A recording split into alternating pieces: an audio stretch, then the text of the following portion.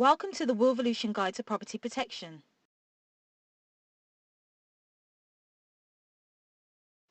Let's start with the basics. Property protection is an estate planning strategy used to protect each owner's share of the property by placing it into a life interest trust.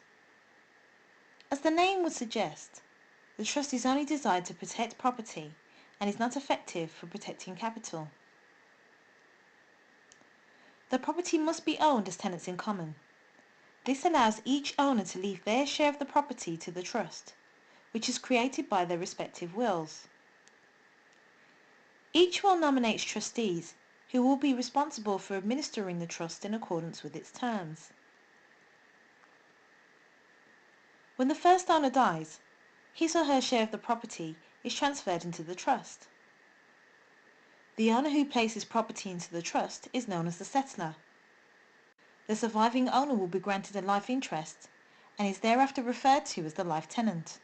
The ultimate beneficiaries of the property are known as the remainder men and will receive the trust property absolutely once the life interest has come to an end. A life interest usually ends with the death of the life tenant, but the testator can provide that it ends before then. For example, in the event that a surviving owner/spouse remarries. Often the life tenant will also be appointed as a trustee to ensure that their needs are taken care of, as all trustee decisions must be made unanimously. One of the main benefits of a property protection trust is the ability to create a life interest for the surviving owner, granting him or her the right to continue to reside in the property and to receive income from the trust. The life interest prevents the property from being sold without the life tenant's consent. This right will transfer to any subsequent property purchased with the proceeds of the trust. The fact that the life tenant does not own the settlor's share of the property means that it is protected from third-party claims, which is useful should he or she become bankrupt or of course go into care. Owning the property as tenants in common means that each individual owns a distinct percentage of the property which they can dispose of however they wish. This is not the case with beneficial joint tenants, who own the property as one and have to make decisions about the property together. This type of ownership also comes with a right of survivorship, which means the deceased owner's share of the property automatically passes to the surviving owner. The property cannot be disposed of by a will, because it passes outside of the owner's estate. When a property is purchased as tenants in common, or a joint title is subsequently severed, it should be reflected by an entry in the property register, known as a Form A restriction, which will read as follows. If the title of the property does not contain this restriction, it is very likely that the property is owned as beneficial joint tenants, and the title must be severed before the property can be placed into the trust.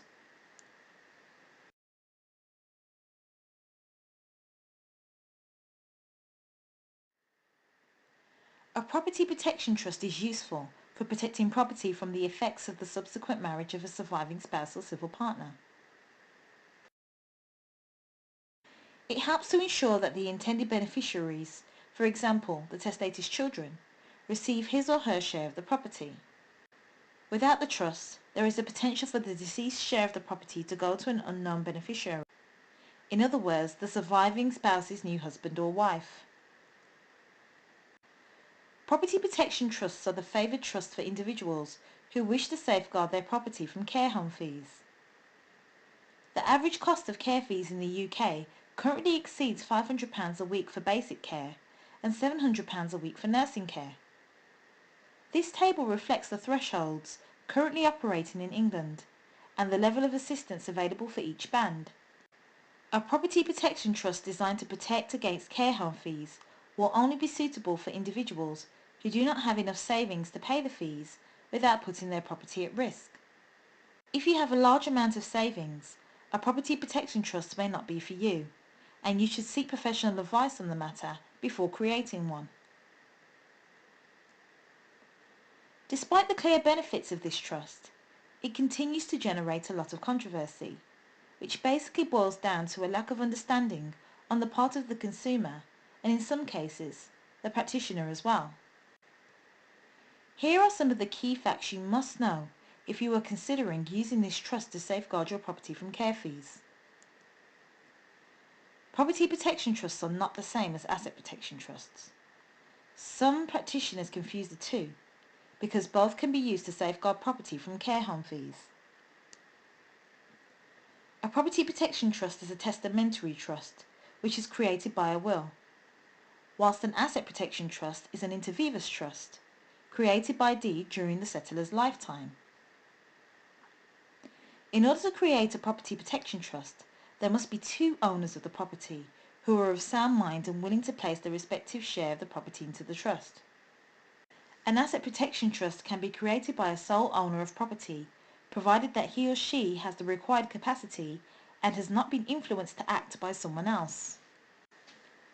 A property protection trust does not take effect until after the testator has died because it's created by the will itself. This means that it will not be effective if both owners enter residential care during their lifetime. An asset protection trust removes the property from the settlor's estate straight away, protecting the property immediately. Property protection trusts can only be used to protect property, whilst asset protection trusts can also be used to protect capital. Property protection trusts are far less flexible than asset protection trusts, which can be altered to take into account changes in a beneficiary's circumstances, such as divorce or bankruptcy. The discretionary nature of the trust means that no one beneficiary has the absolute right to benefit from it. Property protection trusts are not as complex as asset protection trusts, and therefore cost a lot less. Asset protection trusts cost an average of 5 times more than a property protection trust, which reflects the amount of work needed to set the trust up. The local authority can take action to recover property disposed of within 6 months of the owner entering residential care, provided that they can show that the disposal was intended to deprive them of the asset.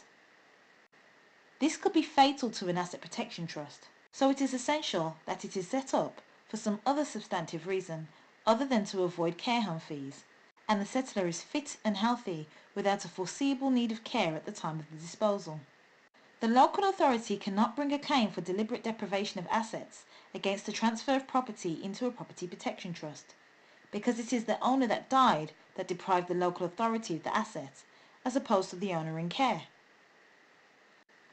For more information about asset protection trusts, take a look at our guide to lifetime trusts, which can be found via our services page.